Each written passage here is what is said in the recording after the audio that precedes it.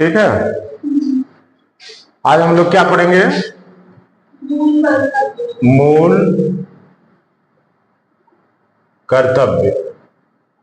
ठीक, मूल कर्तव्य। मूल कर्तव्य से क्या मतलब है? मतलब कि नागरिकों के क्या कर्तव्य हैं। ठीक, नागरिकों के कर्तव्य। ठीक है। ये कहां से लिया गया था? किस संविधान से लिया गया था? पूर्व सोवियत संघ के संविधान से लिया गया था। ठीक है। 42वें संविधान संशोधन के अंतर्गत, 42वें संवैधानिक संशोधन के अंतर्गत इसको एल.एम. सिंघवी समिति की सिफारिश, नहीं, स्वर्ण सिंह समिति, ठीक है, स्वर्ण सिंह समिति, स्वर्ण सिंह समिति की सिफारिश पर इसको 42वें संविधान संशोधन के अंतर्गत शामिल किया गया था। ठीक, पहली बार 10 मूल कर्तव्यों को शामिल किया गया था, 10 मूल कर्तव्यों को। ठीक, फिर 11वां मूल कर्तव्य भी शामिल किया गया। कब शामिल किया गया? 11वें मूल कर्तव्य को भी शामिल किया गया 86वें संवैधानिक संशोधन के द्वारा। ठीक है।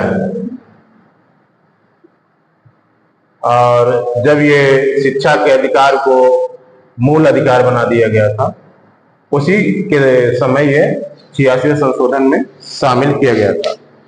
ठीक, तो ये तो हुआ इसकी स्थिति कब किया गया था। और इसके लिए मूल कर्तव्य के लिए कौन सा अनुच्छेद है? पहले बात भाग 4 का। ठीक, भाग 4 में आपका नीति निषेध तत्व थे, भाग 4 में का में मूल कर्तव्य। ठीक, और आर्टिकल कौन सा? 51 का या ए। ठीक, इसी के अंतर्गत मूल कर्तव्यों को शामिल किया गया। प्रारंभ में 10 मूल कर्तव्य थे और क्रम से हम देखते जाएंगे कौन कौन से मूल कर्तव्य हैं। पहला मूल कर्तव्य क्या है? संविधान का पालन करें और उसके आदर्शों, संस्थाओं, राष्ट्रध्वज और राष्ट्रगान का आदर करें। ठीक है, क्या? संविधान का आदर करें, ये हमारा कर्तव्य है। उसके आदर्शों का आदर करें, आदर्शों का। ठीक, संविधान के आदर्श। और क्या? राष्ट्रगान, है ना, राष्ट्रध्वज, राष्ट्रगान का आदर करें, संस्थाओं का आदर करें, संस्थाओं का, राष्ट्रगान, राष्ट्रध्वज। ठीक है, राष्ट्रध्वज, इन सभी का आदर करना एक नागरिक का कर्तव्य है। ठीक है। और फिर इसके बाद अगला कर्तव्य क्या है, जिसको हम इसको हम एक दो के क्रम में भी लिख सकते हैं और क ख के क्रम में भी लिख सकते हैं। ठीक, अब ख के अंतर्गत क्या है? स्वतंत्रता के लिए हमारे राष्ट्रीय आंदोलन को प्रेरित करने वाले उच्च आदर्शों को हृदय में संजोए रखें और उसका पालन करें। स्वतंत्रता के लिए क्या थे? स्वतंत्रता के लिए प्रेरित करने वाले,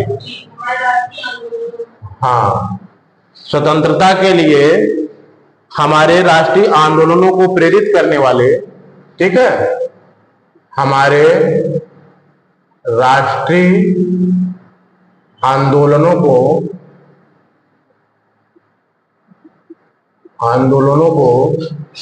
प्रेरित करने वाले क्या आदर्शों, ठीक है, प्रेरित करने वाले उच्च आदर्शों को हृदय में संजोए रखे। ठीक है, क्या करें? हृदय में संजोए रखें और पालन करें। हृदय में संजोए रखें और उनका पालन करें।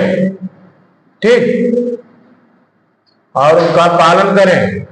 ये हमारा दूसरा आदर्श है, दूसरा मूल कर्तव्य है। तीसरा क्या है? भारत की प्रभुता, एकता और अखंडता की रक्षा करें और उसे अक्षुण्ण रखें। भारत की एकता, अखंडता और प्रभुता, ठीक है, एकता, अखंडता और प्रभुता, भारत की एकता, अखंडता और प्रभुता की रक्षा करें और उसे अक्षुण्ण रखें। की रक्षा करें और उसे अक्षुण्ण रखें। ठीक, अक्षुण्ण रखें। ये भी हमारा एक कर्तव्य है। ठीक है, ठीक, ये भी हमारा कर्तव्य है।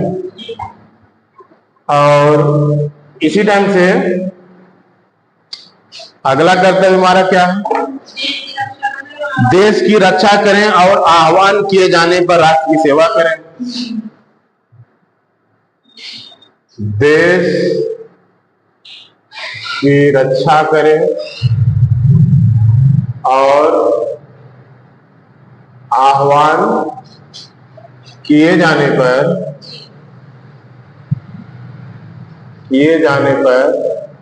राष्ट्र की सेवा करें। आह्वान किए जाने पर राष्ट्र की सेवा करें। ठीक है, सेवा, राष्ट्र की सेवा करें। ये हमारा चौथा मूल कर्तव्य था। ठीक है, पांचवा मूल कर्तव्य भारत के सभी लोगों में समरसता, सम्मान, भ्रातृत्व की भावना का निर्माण करें। क्या? भारत के सभी लोगों में समरसता, समान भ्रातृत्व की भावना, समान भ्रातृत्व की भावना का निर्माण करें।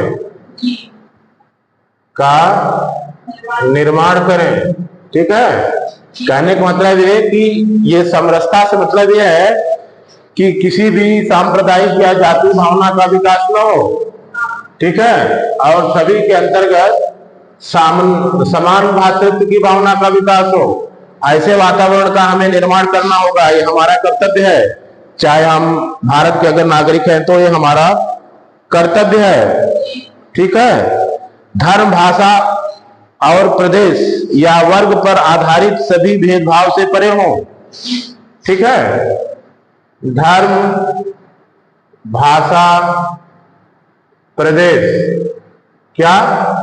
धर्म, भाषा, प्रदेश या वर्ग पर आधारित, धर्म, भाषा, प्रदेश, वर्ग पर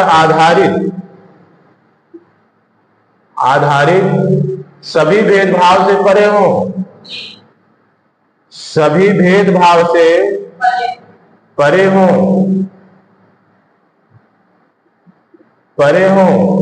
कहने का मतलब है कि आप इस धर्म के हो, ऐसी बात ही नहीं आनी चाहिए। आप इस भाषा के हो, आप इस प्रदेश के हो, इस वर्ग के हो, है ना। मतलब ना तो धार्मिक भावना, ना तो भाषाई आधार पर, ना तो प्रादेशिक या आंचलिक आधार पर, ना तो वर्ग के आधार पर किसी प्रकार का भेदभाव हो। मतलब ऐसे हम समाज का निर्माण करें कि इस तरह से कोई भेदभाव न हो, ये भी हमारा मूल कर्तव्य है। ठीक है। ऐसी प्रथाओं का त्याग करें जो स्त्रियों के सम्मान के विरुद्ध हो। ठीक है। ऐसी प्रथाओं का त्याग करें जो स्त्रियों के सम्मान के विरुद्ध हो, स्त्रियों के सम्मान के विरुद्ध हो। ठीक है। कहने का मतलब है कि भले ही धार्मिक आधार पर कुछ ऐसी प्रथाएं हों, अगर वो स्त्रियों के सम्मान के विरुद्ध हैं, या जैसे अन्य तमाम कुप्रथाएं हैं, डायन प्रथा वगैरह वगैरह, तो जो भी कुछ है वो अगर स्त्रियों के सम्मान के विरुद्ध हैं तो उनको त्याग करना हमारा कर्तव्य है। ये हमारा संविधान बताता है मूल कर्तव्य के खंड में हमारे कर्तव्य को। ठीक है। फिर इसके बाद अगला कर्तव्य क्या है?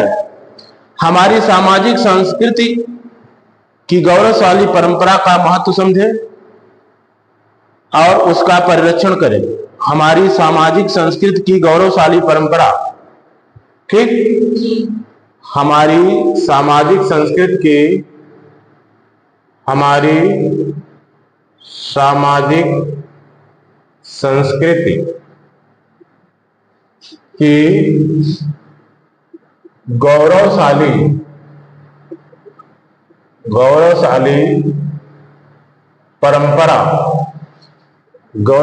परंपरा का महत्व समझे। ठीक है।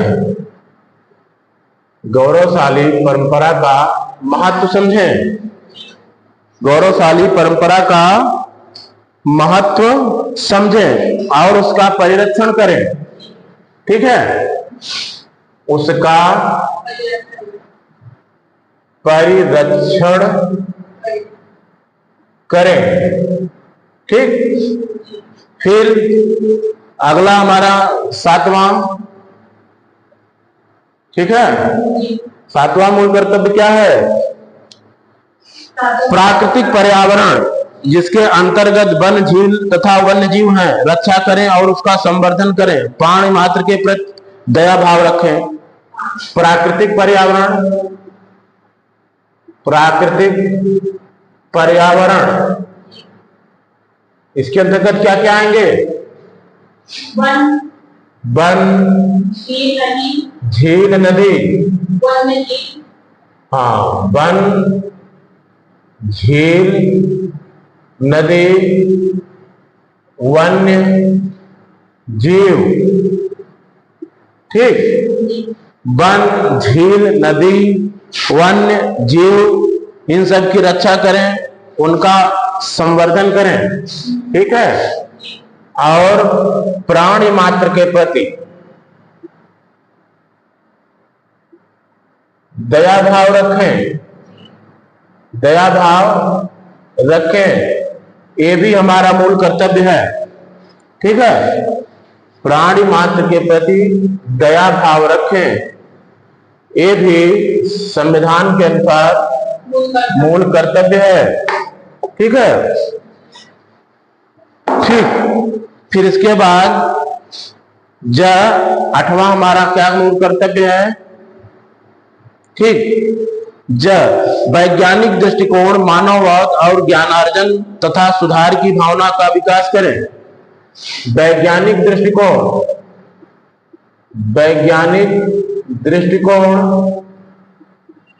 मानववाद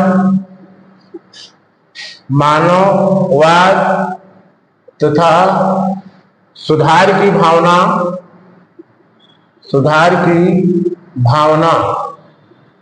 क्या? सुधार की भावना का विकास करें। ठीक है, का विकास करें। हमारा संविधान कहता है कि हमारा ये कर्तव्य है कि हम वैज्ञानिक दृष्टिकोण का विकास करें, न किसी पोंगापंथी का, है ना, किसी अतार्किक और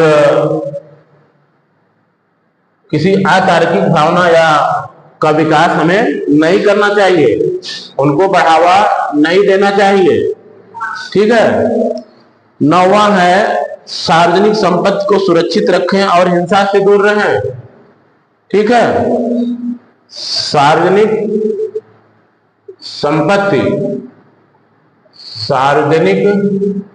संपत्ति को सुरक्षित रखें,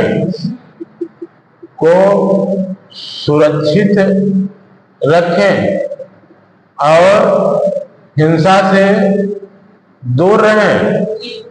ठीक है, दूर रहें मतलब हमारा कर्तव्य है कि कोई आंदोलन वगैरह हो या कुछ भी हो, हमें सार्वजनिक संपत्ति को नुकसान नहीं पहुंचाना चाहिए, हिंसा नहीं करना चाहिए। ठीक है, हमें सार्वजनिक संपत्ति को अपनी संपत्ति समझ करके उसकी रक्षा करनी चाहिए। ठीक है।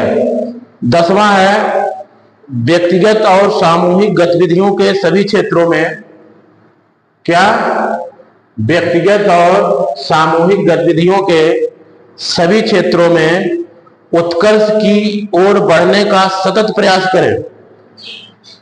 कहने का मतलब ये विकास की बात कर रहा है, उत्कर्ष की ओर बढ़ने का सतत प्रयास करें। सतत प्रयास मतलब कभी न रुकने वाला प्रयास, सतत प्रयास करें। ठीक है। राष्ट्र निरंतर बढ़ते हुए प्रयत्न और उपलब्धि की नई ऊंचाइयों को छू ले, जिससे क्या होगा, राष्ट्र नई ऊंचाइयों को छुएगा, नई ऊंचाइयों को छू लेगा। ठीक है, नई ऊंचाइयों को प्राप्त करेगा। ठीक, ये हमारा 10वां मूल कर्तव्य है। 11वां मूल कर्तव्य जो कि बाद में जोड़ा गया था। ठीक है, 11वें मूल कर्तव्य को 46वें संशोधन अधिनियम 2002 की धारा 4 द्वारा जोड़ा गया था। क्या, 86वां संशोधन 2002 की धारा 4 द्वारा,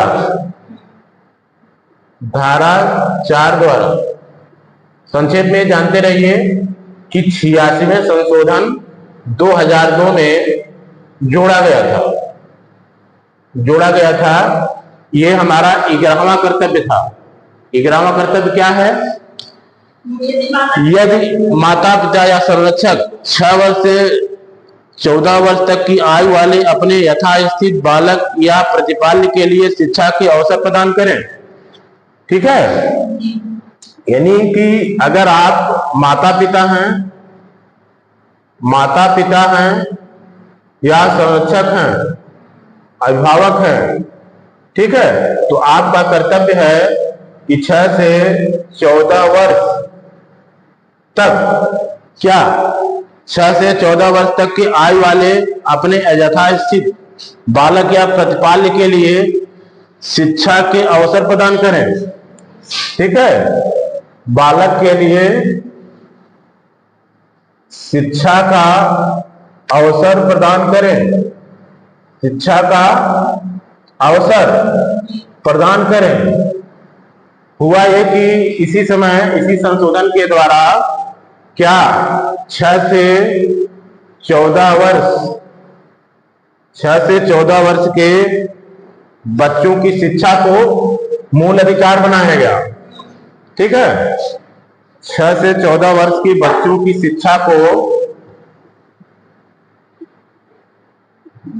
शिक्षा क्या बनाया गया, मूल अधिकार। ठीक है, ये 6 से 14 वर्ष की शिक्षा पहले कहां था, नीति निर्देशक तत्वों में। ठीक है, नीति निर्देशक तत्वों में।